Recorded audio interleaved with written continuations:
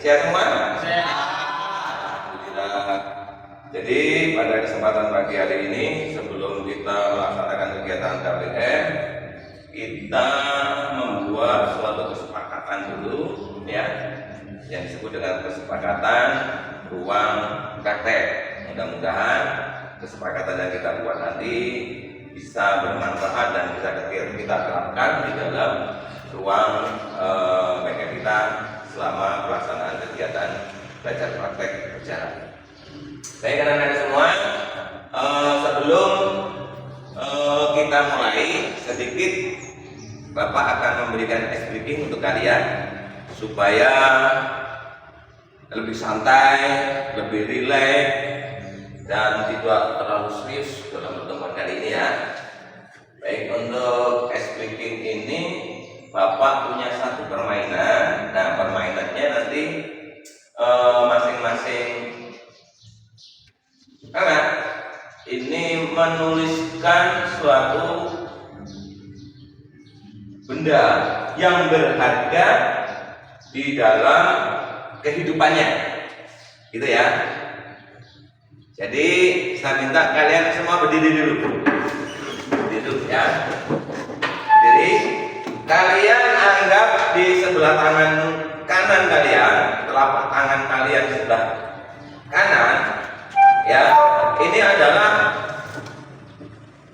alat digunakan untuk mencari sesuatu yang belum menjadi hak kita. Terus yang tangan sebelah kiri adalah ada tulisan yang menurut kalian berharga di dalam tubuh kalian dan itu tidak boleh dilihat oleh siapapun. Jadi tangan kiri ini kalian mempertahankan harta kekayaan kalian, satu benda itu yang tidak boleh diketahui oleh siapapun, baik itu teman dekat kalian. Paham ya? Oke. Jadi saya minta tangan sebelah kiri kalian kalian genggam sekuat-kuatnya, yang kuat. Dan tangan ini digenggam jangan sampai boleh dilihat isinya apa oleh teman kalian, ya. Tapi tangan kanan kalian mencari tahu isinya apa sih punya teman kalian. Saya kasih waktu 1 menit yang bisa membuka harta kekayaan ataupun barang berharga punya temannya. Ini berarti yang mereka nanti akan bisa sukses untuk di masa depan. Paham? Kita bisa mulai? Bisa. Dimulai ya? Jadi nanti kalian boleh mencari siapa teman kalian di antara kalian, ya. Tapi yang sebelah kiri itu tertahankan jangan sampai terbuka. Kalau ini terbuka harus kuat ini, gimana cara ini nggak boleh diketahui oleh siapapun. Tapi sebelah kanan ini kalian mencari punya temennya. Aku pengen tahu sih apa sih punya kamu gitu kan. Saya pengen tahu dalamnya apa gitu. Paham ya? Saya kasih waktu 1 menit untuk bisa membuka rahasia temennya. Siap ya? Silakan pandang sendiri temenmu siapa. Mau pasang-pasangan boleh. Enaknya gini, pasangan apa gimana? Ya? Oke, kamu sama temanmu. Yuk, Dung. Kamu sama Amen sama Bayu. Berdua sama kamu berdua sini. Sini. Nanti yang bisa mempertahankan, yang bisa membuka dan bisa mempertahankan langsung tunjuk jari. Saya sudah masih dipertahankan, tapi saya bisa buka punya teman saya Pak. Itu berarti yang nomor 1. Siap? Siap. Kita main. Semangat ya? Siap. Kita dekat dulu. 1, 2, 3. Boleh? Buka punya temannya. Ayo, siapa yang bisa membuka? Itu dulu. Ya, ayo siapa yang menang? Ayo. Ayo. Ayo, bisa membuka. Anda bisa. Kamu dulu ya. Apa isinya? Enggak dilihat, cuma buka aja. Oke, terima kasih. Silakan duduk kembali.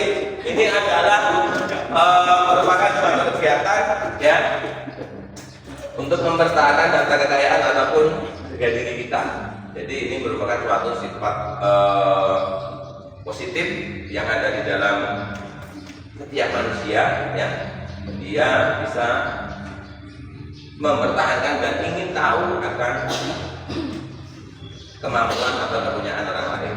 Baik, kadang-kadang teman, kita membuat kesepakatan positif dan apa itu kesempatan kelas ataupun kesepakatan ruang praktek kita, ya, dengan nilai positif. Mudah-mudahan nanti ini bisa kita terapkan di dalam pertemuan-pertemuan kita berikutnya.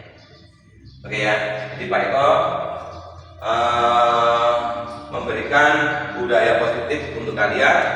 Ini nanti tolong diisi, saya kasih sticky note untuk bisa diisi, dan nanti setelah diisi apa sih yang tidak boleh dilaksanakan dalam kegiatan KBM ini nanti, ataupun yang harus kita terapkan di dalam ruang belajar kita. Ya, seperti misal, anak tidak boleh bermain, anak tidak boleh mengambil alat praktek sendiri dan segala macam. Ya, anak tidak boleh atau siswa tidak boleh. Itu jangan ditulis ambil kata tidak boleh. Kalau tidak boleh itu berarti nilai positifnya, bahasa yang lebih baiknya apa? Contoh saya kasih contoh begini. Anak tidak boleh membuang sampah pada tempat sembarangan. Nilai positif yang kita gunakan dilarang, itu masih negatif, ya. Apa? Nah, betul, buanglah sampah pada tempatnya. Jadi kita bahasanya yang diambil jangan menggunakan kata negatifnya, ya. Kita ambil kata positifnya, gitu ya. Silakan nanti saya bagi berkoordinasi, masing-masing siswa menuliskan satu kata aja hal-hal yang tidak boleh dilaksanakan dan harus dilaksanakan di ruang praktek kita, ya. Silakan.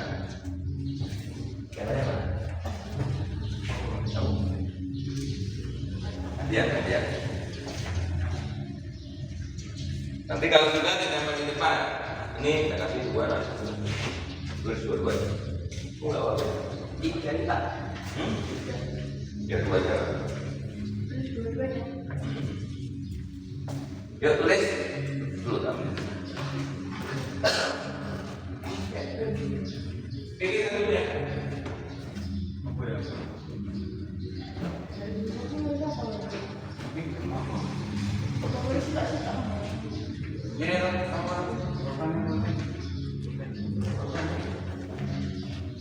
Silakan diberikan dulu mana yang harus ditulis, silakan.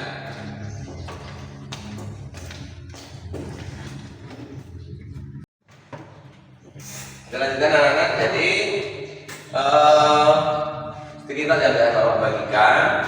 Di situ nanti kalian tuliskan masalah budaya positif, ya, untuk keyakinan kelas kita. Jadi perlu Anda ketahui, keyakinan kelas itu kita buat bersama antara dewan guru, ya, dan siswa, di mana siswa nanti ikut membuat keyakinan kelas ini biar sama-sama memahami, sehingganya antara keyakinan kelas ataupun keyakinan tempat praktek ini hampir sama dengan aturan, tapi berbeda dengan aturan sekolah. Kalau aturan sekolah itu kan sudah dibuat duluan tanpa kalian diikut sertakan. Tapi kalau keyakinan ini kita buat tanpa tertulis, tapi kita sepakati supaya apa?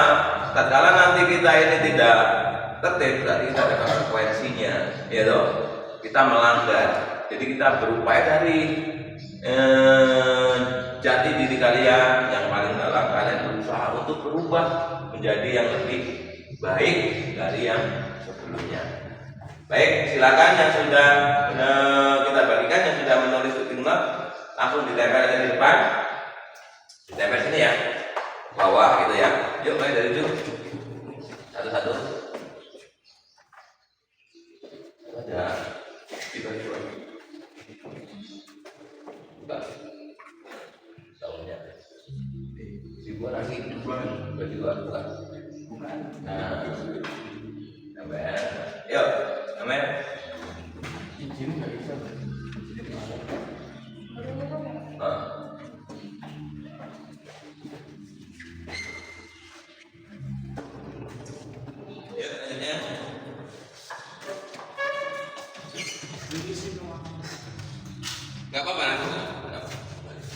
Yuk, silakan lanjutnya. Nah ini kita buat keyakinan ruang praktek ataupun ruang belajar kita ini supaya kita nanti bisa menerapkan sifat-sifat yang positif kita ya di dalam ruang belajar kita ya. Yuk silakan. Enggak apa-apa.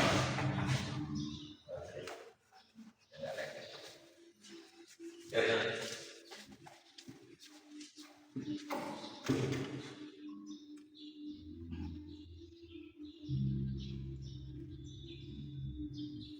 Oke, yuk sekarang setelah kita lihat di sini, yang pertama mengembalikan kunci di dalam bengkel. Ini termasuk budaya positif apa? Disiplin. Ya, nah, disiplin ya. Berarti kita kembali ke mengembalikan alat ini tanggung jawab bersama ya. Disiplin. Nah, ini ya. Berikutnya bertanggung jawab atas workshop yang sedang digunakan. Apa? Tanggung jawab termasuk disiplin ya. Oke. Terus apa nih? Datang tepat waktu, disiplin ya. Oke. Nanti isinya itu. Memakai baju praktek saat jam produktif. Apa? Disiplin. Terus apa ini? Jalan HP saat jam praktek, disiplin. Ya, untuk disiplin. Saat akhir pembelajaran dan sebelum pulang berdoa, bertakwa atau apa? Bertakwa itu kalau dalam nilai positifnya apa? Ya, yang kita mengejutkan, kita selalu berdoa, selalu mendoakan orang tua. Apa namanya? Ya, beriman dan bertakwa, apalagi yang lebih khusus lagi. Ada yang bisa menyimpulkan?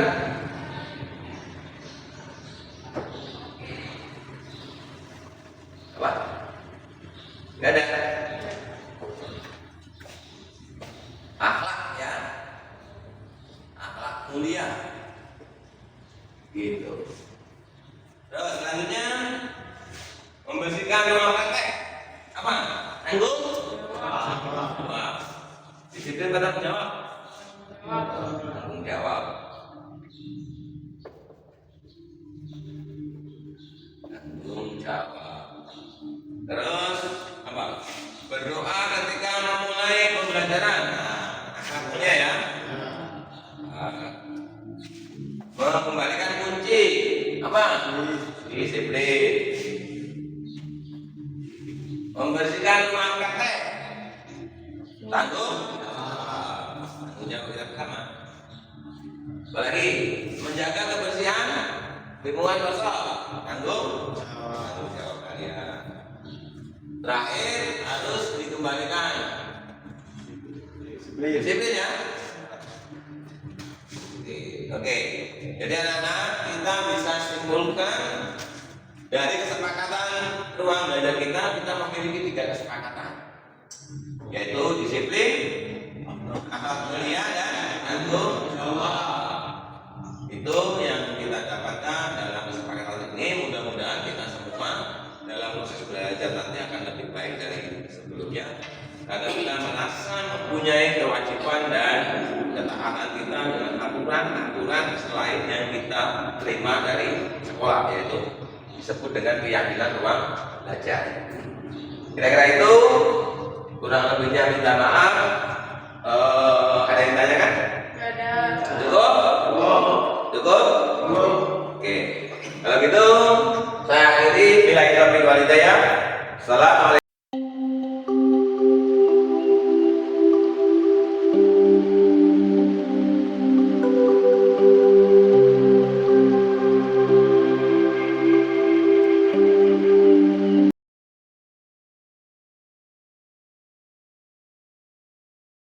Assalamualaikum warahmatullahi wabarakatuh. Perkenalkan, nama saya Rino Ahmad Rifai, kelas 10 Teknik Bodi Otomotif. Setelah saya berdiskusi dengan Pak Eko, saya merasa senang dan akan lebih disiplin dan bertanggung jawab pada pembelajaran di bengkel. Terima kasih. Wassalamualaikum warahmatullahi wabarakatuh. Perkenalkan, nama saya Amelia Amanda, kelas 11 Teknik Bodi Otomotif. Di sini setelah saya berdiskusi dengan Pak Eko Supri, saya merasa senang dan dalam pertemuan selanjutnya saya akan lebih rajin dan bertanggung jawab. Sekian, terima kasih. Wassalamualaikum warahmatullahi wabarakatuh. Warahmatullahi wabarakatuh. Perkenalkan, nama saya Agung Aprianto, jurusan Teknik Bodi Otomotif kelas 11. Setelah saya berdiskusi dengan Pak Eko, saya merasa senang. Saya akan lebih disiplin dan penuh tanggung jawab. Sekian. Terima kasih. Wassalamualaikum warahmatullahi wabarakatuh. Perkenalkan, nama saya Fahil Firmansyah, kelas 10 Gedro Teknik Bodi Otomotif. Setelah saya berdiskusi dengan Pak Eko Supri, saya senang dan lebih disiplin daripada pelajaran di bengkel. Terima kasih. Wassalamualaikum warahmatullahi wabarakatuh.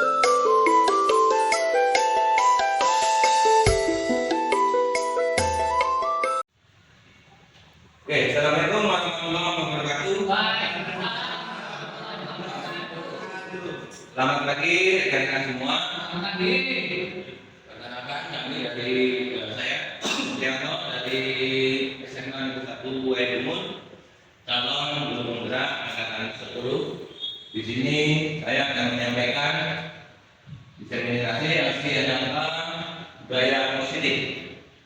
Ada banyak. Konsep inti budaya positif yang akan kami paparkan ada kurang lebih sekitar 7 item, yaitu perubahan paradigma belajar. Yang kedua, disiplin positif.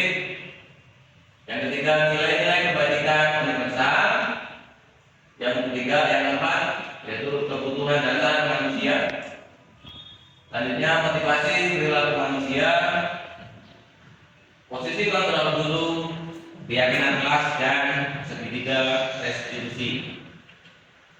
Untuk yang pertama yaitu perubahan paradigma belajar, di mana perubahan paradigma baru ini akan saya kemukakan, yaitu pembelajaran dengan paradigma baru merupakan suatu pembelajaran yang dirancang berdasarkan prinsip pembelajaran berdiferensiasi, sehingga peserta didik belajar sesuai dengan kebutuhan berdasarkan tahap perkembangan sesuai teori psikologi modern untuk mewujudkan profil pelajar Pancasila. Jadi dalam berdiferensiasi ini kita sebagai guru harus ada perubahan-perubahan dalam sistematika pembelajaran yang selama ini mungkin prinsip pembelajaran kita selalu berfokus pada kita sebagai dewan guru, sehingga akan kita ubah sesuai dengan profil pelajar Pancasila, yaitu mengutamakan siswa ataupun berpihak kepada murid. Dalam profil pelajar Pancasila biasanya kita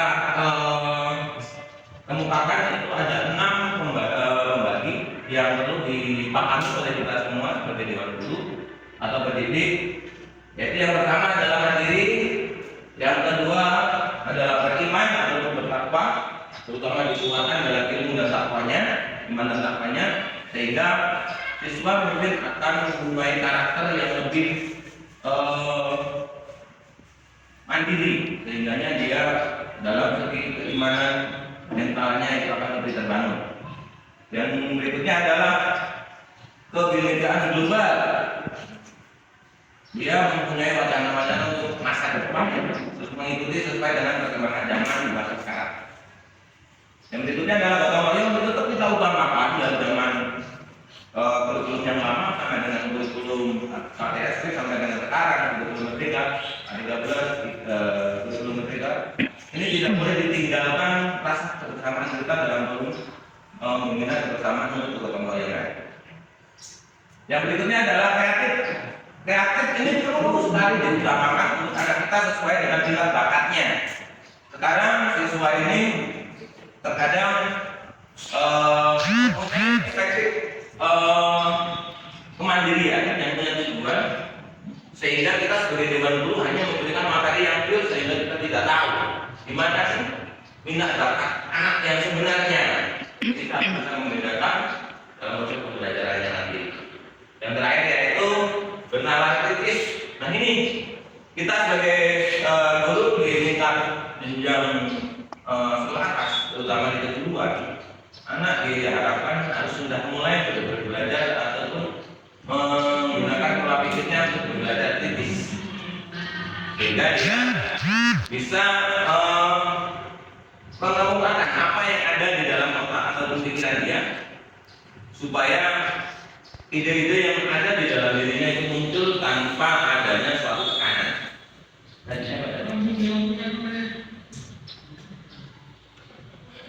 Mengingat dari apa yang saya sampaikan tadi, melanjutkan sehingganya miskonsepsi dari tantangan dari kontrol kita ini tepat. Yang selama ini kita tidak pernah mengetahuinya. Yang pertama adalah kita sebagai guru selalu mengontrol murid. Ini sebenarnya tidak dibenarkan dalam ilmu sekarang. Karena apa? Dengan diri mengontrol murid ini kita seolah-olah memberikan tekanan. Ya, jadi dengan mengontrol murid, memantau dan selalu mengawasi gerak-geriknya, sehingga anak tidak bisa mengeluarkan imajinasinya ataupun berpikir pola pikir kritisnya itu akan hilang. Yang berikutnya adalah ilustrasi sebagai ilustrasi bahwa kritis dan akan membuat rasa bersalah mampu menguatkan karakter. Ini perlu kita sampaikan ke anak, tapi dengan pola yang benar. Kenapa? Rasa bersalah ini bisa memunculkan ataupun keluar dari diri anak sendiri, bukan dari kita. Terkadang kita salah dalam menerapkan, dalam membina anak, dalam menangani anak yang bermasalah, ya, sehingganya selalu kita yang memberikan bukan seolah-olah anaknya yang bersalah. Seharusnya kita cari dari diri anak sendiri gimana sih supaya sifat rasa bersalah itu muncul dari anak itu sendiri. Selanjutnya adalah ilusi bahwa orang dewasa berhak memaksa. Kita sebagai orang tua tidak boleh memaksa kehendak anak. Kenapa? Karena dalam masa depan akan bangsa kita, sehingganya hal tersebut kalau kita paksakan sesuai dengan kemampuan kita, bisa dikatakan pola pikir kita dan pola pikir anak itu berbeda jauh. Bisa dikatakan pola pikir anak itu sudah zaman sekarang dengan zaman kita yang dulu itu berbeda, sehingga kita tidak bisa memberikan pemaksaan kepada anak. Cukup kita menstabilkan anak maunya kemana. Yang berikutnya adalah ilusi bahwa semua penguatan positif, efektif dan bermanfaat ini yang perlu kita kuatkan di dalam jiwa siswa atau pelajar kita sebagai guru atau pendidik. Selanjutnya pada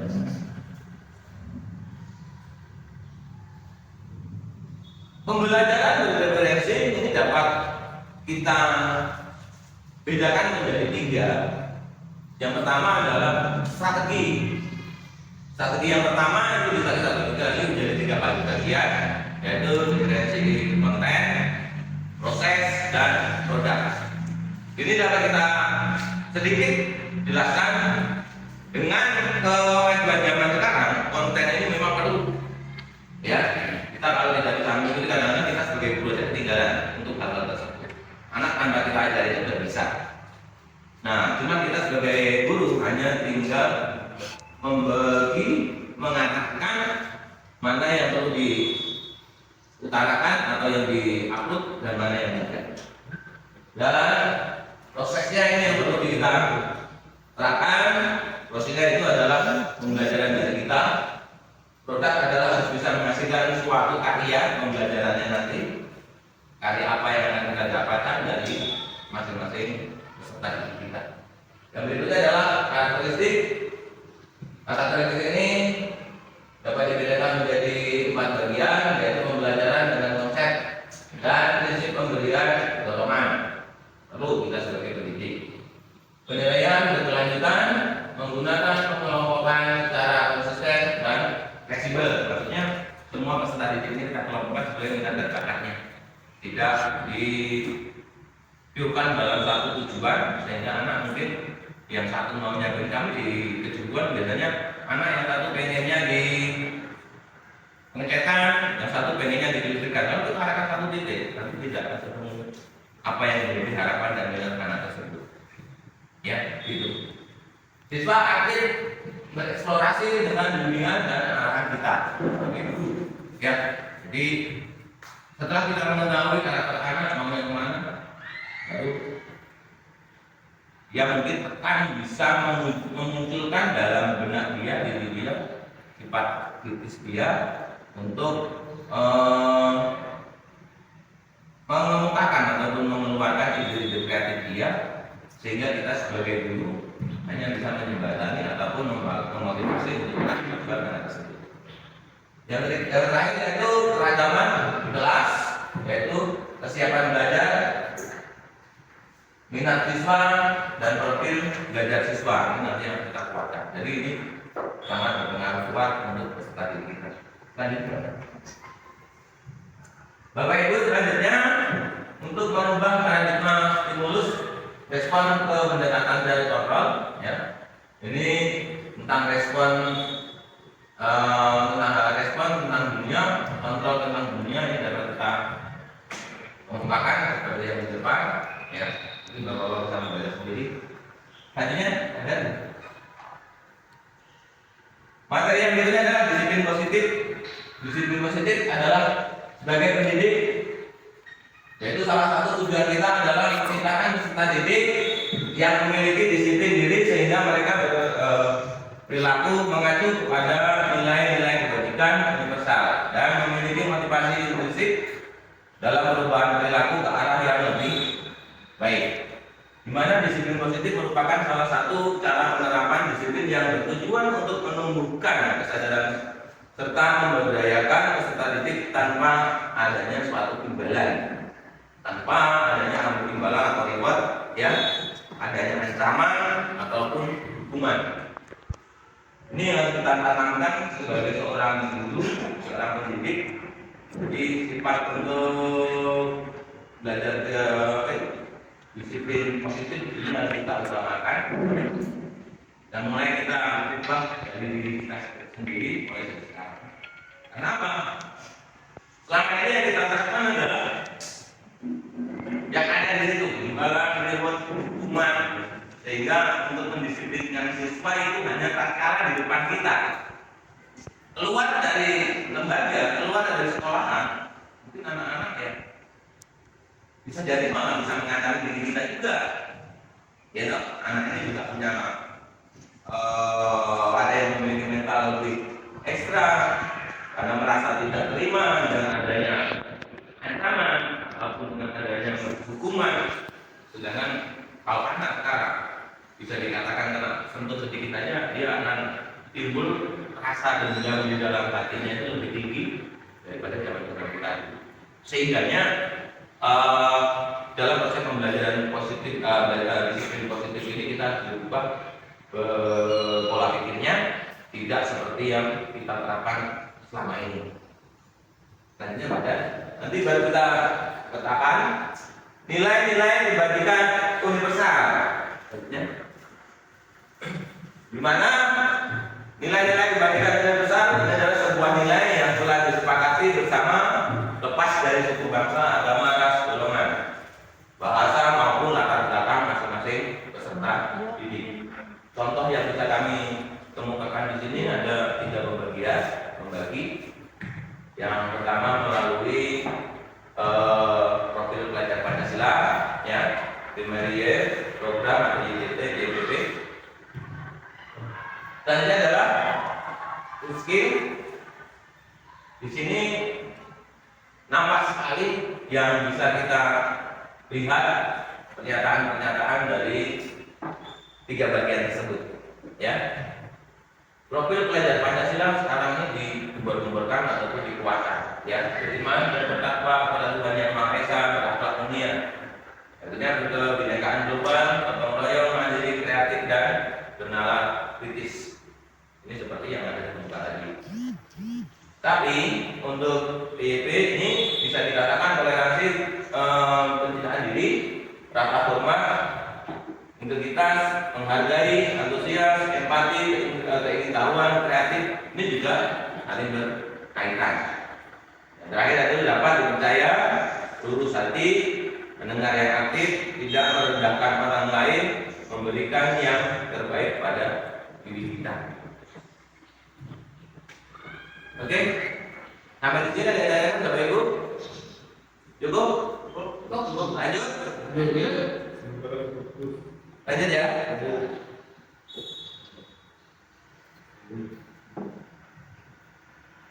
Kebutuhan dasar manusia ini sangat formal pada diri kita, ya. Semua manusia membutuhkan hal-hal yang sangat mutlak, ya. Dimana kebutuhan dasar manusia adalah segala sesuatu yang kita lakukan untuk mendapatkan apa yang kita inginkan dengan pola apapun, ya. Seluruh tindakan yang kita lakukan memiliki tujuan tertentu dan semua usaha terbaik yang kita lakukan adalah dalam rangka agar kebutuhan dasar kita tetap terpenuhi dengan sempurna atau dengan baik. Artinya pada Bapak Ibu sekalian, untuk kebutuhan dasar ini dapat saya kemukakan dikemukakan dalam 5 bagian. Ya, yang pertama adalah bertahan hidup. Pola bertahan hidup ini sangat signifikan. Tanpa pendidikan saja orang ingin bertahan hidup. Ya, apa yang dibutuhkan yaitu sandang, pangan, ya, pakaian, tempat tinggal,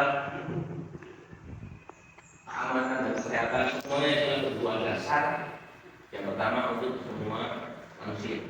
Ya, jadi tanpa itu kemungkinan kita tidak bisa bertahan sampai dengan sekarang. Selanjutnya adalah kasih sayang. Kasih sayang sangat perlu, ya, sangat penting pada setiap makhluk hidup, terutama manusia. Ya, itu rasa terima, dipedulikan, berbagi bersama, dan menjadi bagian dalam kelompok. Coba kalau kita tidak ada di dalamnya, mungkin kita hidup dengan tetangga, dengan teman, seolah-olah kita juga, ya, tidak punya teman, namanya tidak ada kasih sayang dari tetangga, saudara, tidak ada kepedulian, hampa kan gitu, ya. Penguasaan atau kekuasaan, yaitu harga diri, keinginan untuk dianggap oleh orang lain, merasa ingin menjadi pemimpin, ya, ingin berprestasi, diakui oleh orang lain. Kalau kita ini punya, kita lebih bisa dan segala macam, ya. Dan didengarkan apa yang menjadi topik kita, apa yang menjadi bahasa kita. Coba contohnya satu kata kita memberikan suatu maklumat atau nasihat kepada orang lain, kalau kita nggak didengarkan dan tidak mau diakui oleh orang lain, pasti kita akan merasa sakit hati. Secara pribadi tanpa sadari juga kita akan terbuka untuk merasa sakit hati. Ya, makanya rasa penolakan itu pasti ada, timbul dalam diri manusia itu masing-masing. Kebebasan, kebebasan sangat, ya. Kita yang bebas, tidak mau diatur, ya. Memiliki ketahanan diri, memiliki pilihan, ya. Ingin mencoba hal-hal yang baru yang orang lain bisa lakukan, kita bisa melakukan, ataupun yang orang lain belum melakukan, kita ingin melakukan, ya. Dan bisa mengarahkan diri kita maunya kemana. Itu rasa bebas, tanpa ada hambatan ataupun tanpa ada yang menghalangi. Yang berikutnya adalah kesenangan, ingin bermain, ingin berwisata, humor, antusiasme, ya. Itu 5 dasar kebutuhan manusia yang ada, yang sudah ada di dalam diri kita, tergantung kita prosesnya. Semua terpenuhi apa tidak, atau mungkin bertentangan dengan apa yang ada di dalam 5 dasar. Artinya ada motivasi perilaku manusia. Di dalam motivasi ini dapat kita bagikan dalam 3 bagian, ya, secara intrinsik ataupun intrinsik, dari luar dan dari dalam. Ini ya Pak. Yang dari dalam itu sendiri, keluar dari hati nurani ataupun dari orang itu sendiri. Yang dari luar tidak kita bedakan menjadi 2, yaitu menghindari ketidaknyamanan dan hukuman. Contoh, dengan menghindari hukuman, mungkin kalau terjadi pada siswa anak terlambat akan hukum dengan aturan yang ada, itulah yang menjadi motivasi sehingga dia mau berangkat lebih awal, gitu ya. Atau mungkin agar dia itu nyaman, adanya tidak kenyamanan itu dia melaksanakan tugas yang Bapak Ibu berikan, tapi dia takut. Rasa tidak nyamannya ada karena dia takut tidak mau melaksanakan itu, tidak mengerjakan, sehingga nanti takut ada rasa tidak nyaman pada dirinya, sehingga dia berbuat. Bagaimana caranya supaya tugas itu selesai? Itu secara tidak langsung itu adalah motivasi yang keluar pada diri anak dari luar, bukan keluar dari hati nurani setiap individu manusia. Yang berikutnya, untuk mendapatkan imbalan ataupun penghargaan. Ini juga motivasi yang mendapatkan imbalan. Ini juga akan berpengaruh pada dampak yang tidak baik. Kenapa? Dia mau melaksanakan dengan adanya imbalan. ya, dengan adanya imbalan, adanya reward, adanya apa ya, imbal balik. Dengan saya membantu atau dengan saya mengerjakan, saya akan mendapatkan sesuatu. Ini bukan motivasi yang bisa digunakan selamanya dan tidak akan langgeng di dalam hati setiap manusia. Berbeda dengan yang dari dalam fisik, yaitu menjadi orang yang mereka inginkan dan menghargai diri sendiri dengan nilai-nilai yang mereka percaya. Ini sangat mutlak yang bisa keluar dari diri kita, sehingga sifat ini biasanya bisa lama tertanam di dalam setiap jiwa manusia. Tadinya pada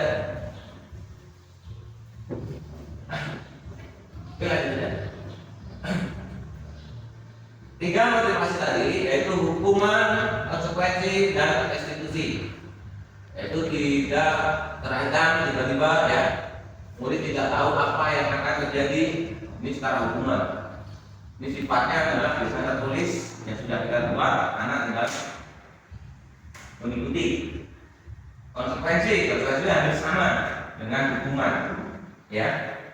Sehingga dengan membaca aturan-aturan mereka akan merasa terancam, ya, tidak nyaman, dan selalu dimonitor oleh guru.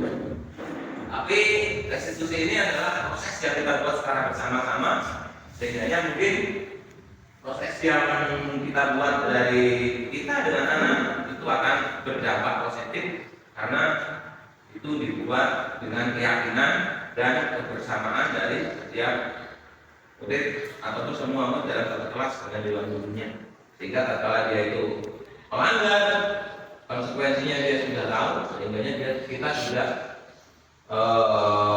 memberi penekanan kepada mereka sehingga tidak merasa terancam oleh aturan, kan gitu. Selanjutnya ada 5 posisi kontrol guru, yaitu menghukum, membuat rasa bersalah, teman, pemantau, dan manajer. Ini ada 5 pembagi, ya, yang bisa kami sampaikan. Kami sebagai guru produktif mengambil contoh dengan 5 pola tadi. Kami ambil contoh dari anak kami yang tidak menggunakan pakaian praktek ataupun wear-up setelah melaksanakan kegiatan belajar di dalam laboratorium lab kami di DPU setelah dia praktek. Sehingga kami mencoba untuk memberikan contoh dari 5 posisi kontrol tadi. Yang pertama adalah dengan menghukum, menggunakan kalimat yang biasa dengan kata menghukum. Arti menghukum tadi itu biasanya yang disampaikan oleh dewan guru adalah silakan bersihkan uang praktek ini sampai dengan selesai, atau mungkin dari awal kegiatan sampai dengan selesai. Ini kita sifatnya menghukum, ya. Jadi hal tersebut kayaknya tidak pas dan tidak dinalar, itu tidak masuk akal dengan didikan. Yang berikutnya adalah sebagai membuat rasa bersalah. Berapa kali Bapak harus memberitahumu kalau kamu ini selalu bikin Bapak kecewa? Ini merasa bersalah. Dari sifat-sifat ini yang akan kita bedakan. Dan berikutnya sebagai teman. Posisi kontrol sebagai teman ini bisa kita ambil bahasa seolah-olah kita ini satu dengan anak tanpa ada pemisah. Ya, ayo dong, ikutin aturan sekolah saja, ya. Kalau bantu bapak, ya sudah, tidak bapak untuk lain kali jangan diulang lagi. Itu seolah kita ini dengan anak itu tidak ada berbeda sebagai teman. Ini juga bisa digunakan sebagai menghindari untuk anak, tapi kayaknya kurang begitu pas, ya. Yang berikutnya adalah sebagai pemantau. Ini yang sudah terjadi, ya. Kalau kita memantau anak yang lagi bersalah, lagi ada masalah dengan tidak menggunakan baju wear, kita bisa mengatakan kamu sudah melanggar peraturan sekolah. Kamu tahu konsekuensinya. Kita tidak memantau. Sebelum kamu masuk ruang praktek, silakan pinjam dulu baju wear ke kelas sebelah supaya kamu bisa mengikuti belajar dengan menggunakan baju wear, kan begitu. Nah, ini juga kurang pas kan gitu. Yang paling bagus dengan 5 posisi kontrol yang terakhir itu sebagai manajer, yaitu kita mencoba dengan bahasa yang lebih bersahabat ataupun lebih lembut ya. Jika ditanya apa kamu tahu kesalahanmu, adakah ide untuk memperbaiki dengan mempertanggungjawabkan kesalahan kamu, kan gitu. Mungkin anak akan muncul dari ide-idenya dia, sehingga dengan bahasa yang lunak mungkin anak tidak merasa disakiti dalam hatinya. Oke, selanjutnya pada baik, materi ini kami memberikan pertanyaan kepada Bapak Ibu semua.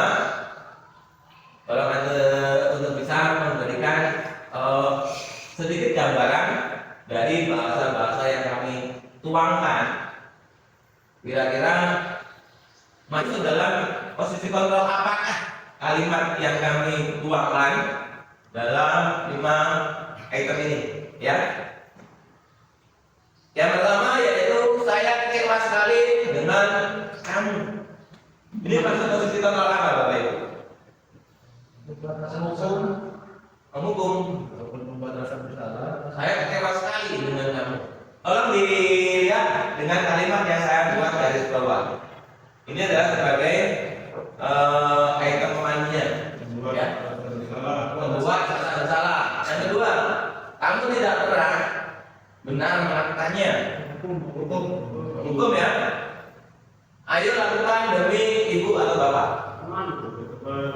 Sebagai teman. Apakah kamu mau mendapatkan stiker bintang hari ini? Ini memantau. Jadi nanti kita lihat jawabannya. Bagaimana kamu bisa menyelesaikan masalah ini? Manajer. Yang terakhir adalah kamu selalu yang paling terakhir. Rasa bersalah. Tadi yang pertama adalah menghukum. Bisa ya? Membuat orang merasa bersalah. Kamu tidak pernah benar melakukannya. Ini adalah namanya menghukum. Kata yang dari jawab tidak pernah melakukan itu. Kita kalau buku baca Indonesia mungkin bisa mencerna dengan kata kalimat yang salah kan gitu ya, kata salah. Ayo lakukan demi ibu atau bapak. Tidak teman. Apa kamu mau mendapatkan stiker bintang atau oliver? Ya. Mantap. Bagaimana kamu bisa menyelesaikan masalah ini? Adalah sebagai manajer. Ya, kamu selalu yang paling terakhir. Yaitu bang. Oke, terima kasih semuanya. Yang terakhir adalah yang materi berikut adalah keyakinan kelas. Keyakinan kelas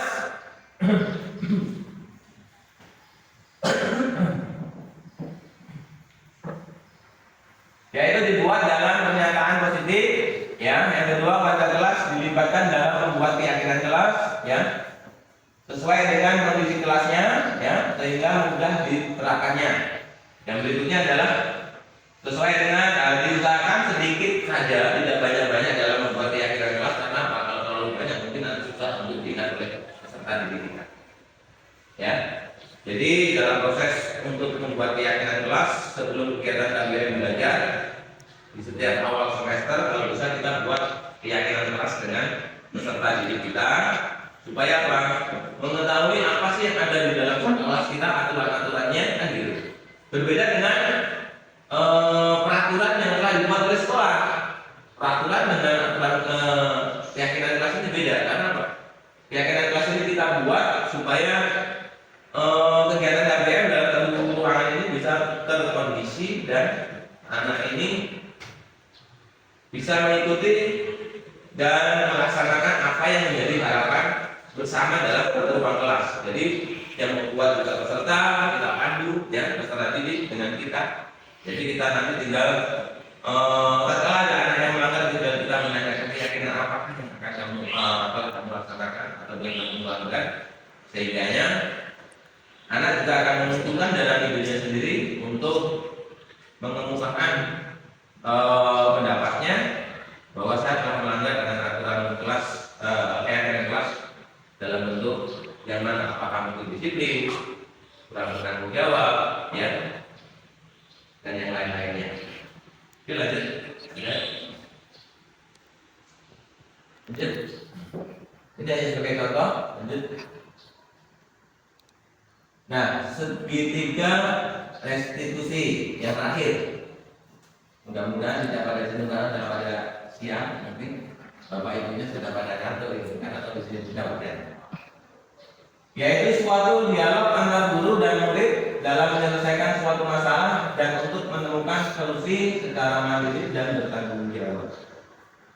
Ya, segitiga restitusi ini adalah langkah-langkah kalau ada satu atau beberapa siswa dalam kelas kita, ya, yang melaksanakan kegiatan belajar, tapi dia ada yang melanggar daripada kesepakatan kelas kita, sehingga ataupun keyakinan kelas kita, ya, sehingga langkah-langkah yang paling mudah dan tepat dalam menangani tentu dengan segitiga restitusi. Sehingga apa? Rasa menghukum dan segala macamnya itu kita hilangkan, ya. Jadi kami kasih contoh. Segitiga restitusi itu adalah yang pertama adalah menstabilkan identitas, mengetahui permasalahannya, ya, kondisi anak dulu, ya. Setelah itu baru validasi tindakannya ataupun menstabilkan identitas dia, masalahnya apa, ya. Terus kita juga yang terakhir adalah menanyakan keyakinan ataupun tindak lanjutnya yang kita minta dari solusi anak tadi. Oke, lanjut pada. Nah, sedangkan sendiri pembuatan kesalahan adalah suatu proses dalam pembelajaran, ya. Ini yang disebut dengan menstabilkan identitas, di mana semua orang, ya, pernah melakukan kesalahan. Suatu kewajiban bila terjadi kesalahan, kita adalah manusia yang tak luput dari kesalahan. Ini yang ada di dalam mencari identitas atau menstabilkan apa yang jadi permasalahan dia merasa dia melanggar keyakinan kelas kita, ya.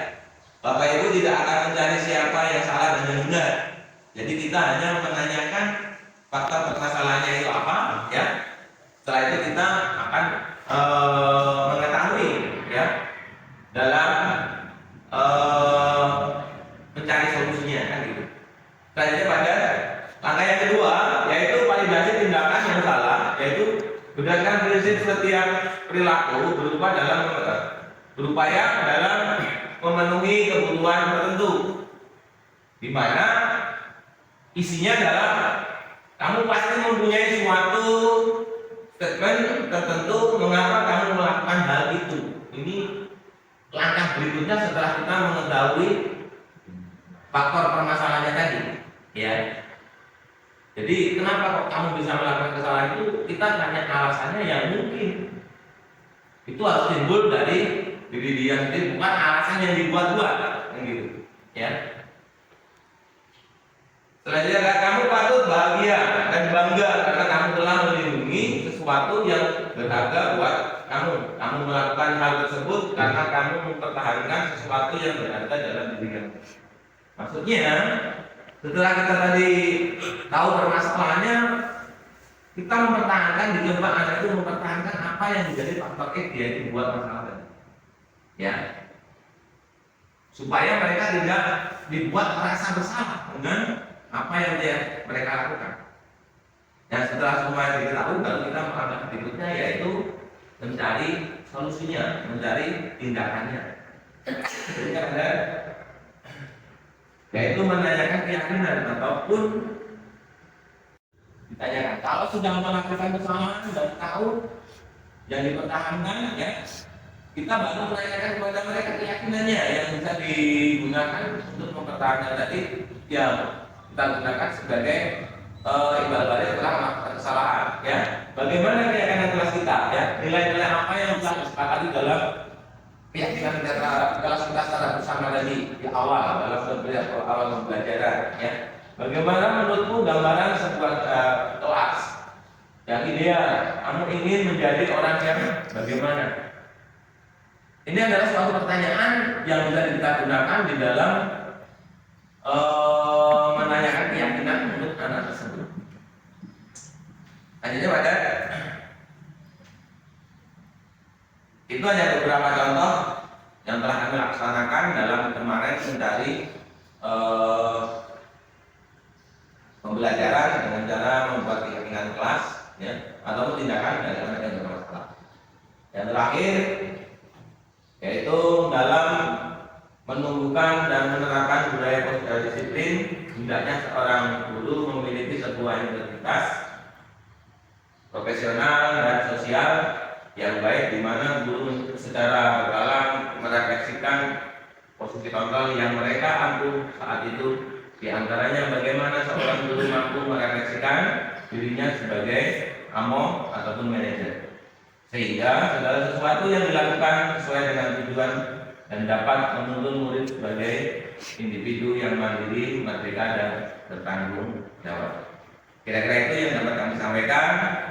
Kurang lebihnya minta maaf kalau ada salah-salah kata.